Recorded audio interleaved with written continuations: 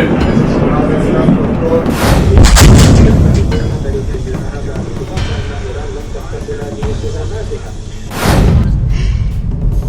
Sarah? يما انفجار. मसला अब तक लेबनान का था, लेकिन लेबनान से बढ़कर अब सीरिया तक पहुंच गया है। जी हां, आईडीएफ के सैनिक सीरिया के कई इलाकों में कब्जा करने और हमला करने में जुट गए। उसकी ताजा तस्वीरें जहां सीरिया और इजराइल के सैनिकों में झड़प हुई। खबर लेबनान से निकलकर भी आई। लेबनान पर तगड़ा हमला एक बार फिर से इजराइल ने किया, लेकिन उसकी कीमत भी चुकानी पड़ी। इजराइल के सैनिक मारे गए, इसकी भी खबर आपको दिखाऊंगा। और एक नया मोर्चा भी खुलता नजर आ रहा है हुती लड़ाकों से लड़ने के लिए। बाकायदा सोचिए, एक देश मुस्लिम देश है, वहां से तैयारी की जा रही है। कौन वो देश है वो भी दिखाता हूं, लेकिन कुवैत पर लगातार ताबड़तोड़। कुवैत में भी मैं आपको बता चुका हूं कि आर्मी यानी अमेरिका के आर्मी बेस जो है उस पर हमला हो रहा है, लेकिन कुवैत का एयर डिफेंस सिस्टम कैसे उसे रोकने के लिए पुरजोर कोशिश करता है, वो खबर और भी कई महत्वपूर्ण खबरें हैं कि क्या वाकई कतर और सऊदी अरब को इजराइल ने भारी तादाद में हथियार उपलब्ध कराए। क्योंकि इसके बाद ही खबर निकल कर आई कि हुती लड़ाकों से लड़ने के लिए उस देश ने यानी कि सऊदी अरब की तरफ से भी तैयारी की जा रही। क्या क्या हो रहा है कि चीज दिखाता हूं। नमस्कार, मैं हूं प्रज्वल गौतम और आप देख रहे हैं the live TV. The live TV, सच सबसे आगे। सबसे पहले यह खबर देखिए, यह वीडियो निकलकर सामने आई है। फायरिंग,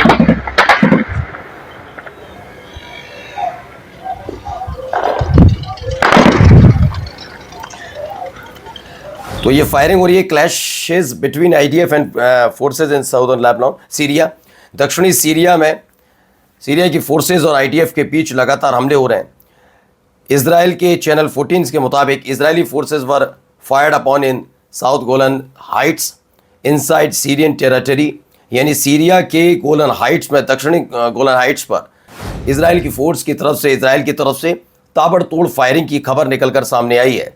इसके साथ साथ देखिए, Israel ground attack in Syria, Yemen Saudi war, ये खबर निकल कर आई। यमन सऊदी वॉर के बीच इजराइल ने सीरिया में ग्राउंड अटैक कर दिया है, जहां एक तरफ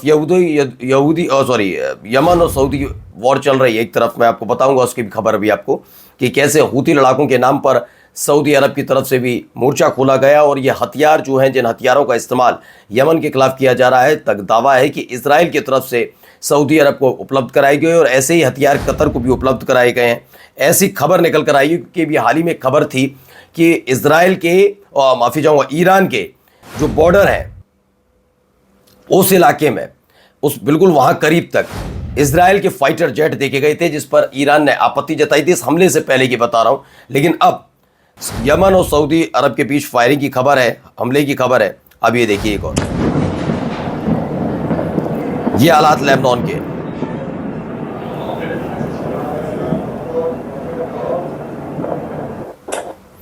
तो ये हालात लेबनान के। Israel destroying village in Lebanon. Lebanon में एक के बाद एक इस तरह से हमले हो रहे हैं। इसकी खबर निकल कर आई अलग अलग जगह। लेबनान के कई इलाकों में बफर जोन से आगे बढ़कर आईडीएफ की सेना कब्जा करने में जुटी है। ईरान ने इसी का विरोध किया था और इसको ही लेकर कहा था कि डील का एक हिस्सा होना चाहिए। जिस तरह से इजराइल लगातार लेबनान के कई हिस्सों पर हमला करके उस पर कब्जा करना, उसको लेकर थी। Update, Israel is about to blow up multiple Lebanese village in the south. Israeli residents of the north have been alerted. अब ये बताया जा रहा है कि लेबनान के कई इलाकों में, दक्षिणी लेबनान के कई गांवों में खास तौर पर इजराइल ने बमबारी की है। और इन सब के बीच इजराइल के जो सेटलर्स हैं उनको उत्तरी इलाके में, उत्तरी इजराइल में सबको अलर्ट पर रखा गया है कि पलटवार भी हिजबुल्लाह कर सकता है और ये तगड़ा पलटवार हो सकता है जिसमें कई लोगों की जान जा सकती है। इसलिए उनको अलर्ट पर रखा गया है कि सब सचेत रहे, कभी भी बड़े हमले की उम्मीद जताई जा रही, बड़ा हमला हो सकता है। देखिए ये मुस्कुराता हुआ चेहरा, ये आईडीएफ का सैनिक, ये लेबनान में था और उस दौरान ये मारा गया है। Israeli soldier killed in Lebanon. ये हमला कहां से शुरू हुआ, कैसे हुआ और कहां से कहां पहुंचा, सोचिए। अब से तकरीबन ये आज 29 आज से 10 दिन पहले तक सब कुछ सही चल रहा था और लग रहा था कि अब ईरान और अमेरिका के बीच जो सीज फायर है उसका एक फायदा पूरी दुनिया को मिलेगा, लेकिन ये पहले से भी ज्यादा कहा जाए गंभीर स्थिति बनती हुई नजर आती है, क्योंकि एक होता है कि एक हमला होता है, फिर उसका पलटवार होता है, फिर सीज फायर के जिक्र होता है, तो लगता है कि दोनों पक्षों के बीच सहमति बन रही है, लेकिन उनमें से एक पक्ष, आप उसे धोखा समझिए, अपनी बातों से पलट जाना कहिए, जो भी करे वो करने पर उतरता है, तो उसका जवाब देने के लिए ये सारी तमाम चीजें होती हुई भी नजर आती हैं। वही होता हुआ यहां पर नजर आ रहा है। अब सीज फायर वाला जो मामला पिछले कुछ दिनों से चल रहा था वो कमजोर पड़ता हुआ नजर आ रहा है। यहां देखिए लेबनान पर अटैक की एक और खबर।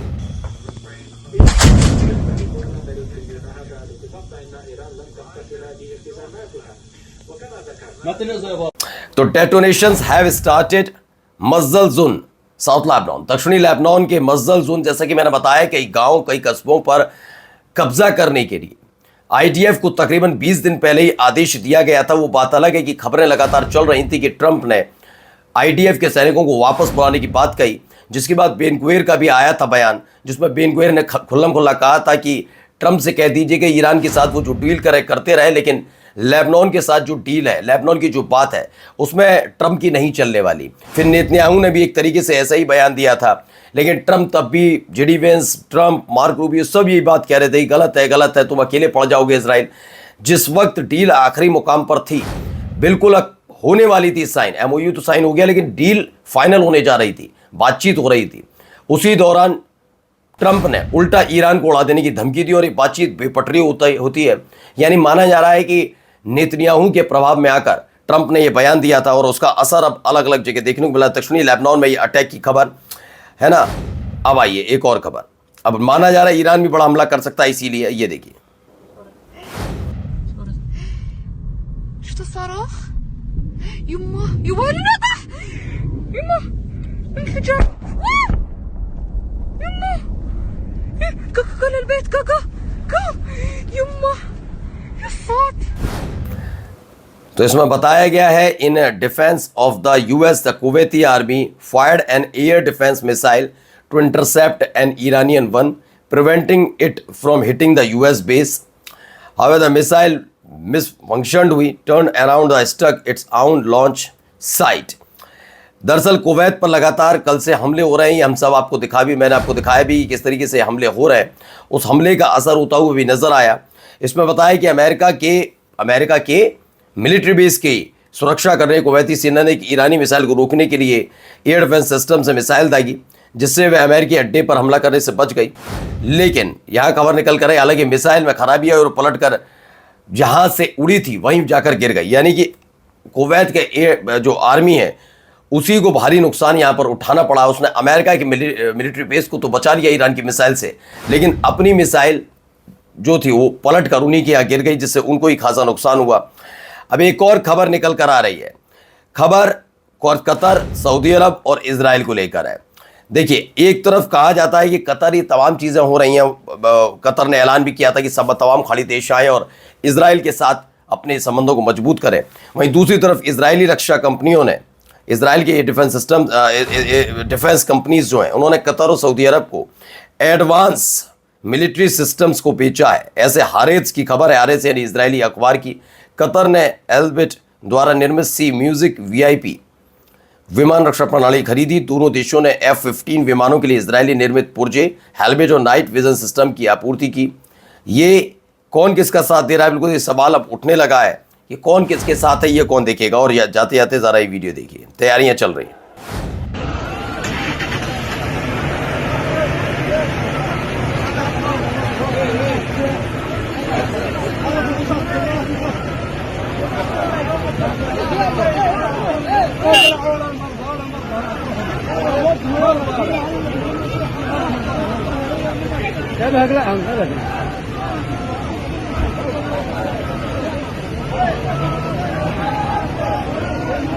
तो खबर ये निकल कर आई है, यूज मोबिलाइजेशन हो रहा है प्रो सऊदी हदरमौत ट्राइबल है alliance at AR Rayyan international airport. They are planning to go to war with the Houthis. Houthi लड़ाकों से लड़ने के लिए ये सऊदी प्रो सऊदी यानी सऊदी अरब के समर्थन वाले लड़ाके फिलहाल तैयारी में जुटे हुए हैं, एक साथ एकजुट हुए। एक बड़ा हमला यहां पर भी हो सकता है। नमस्कार।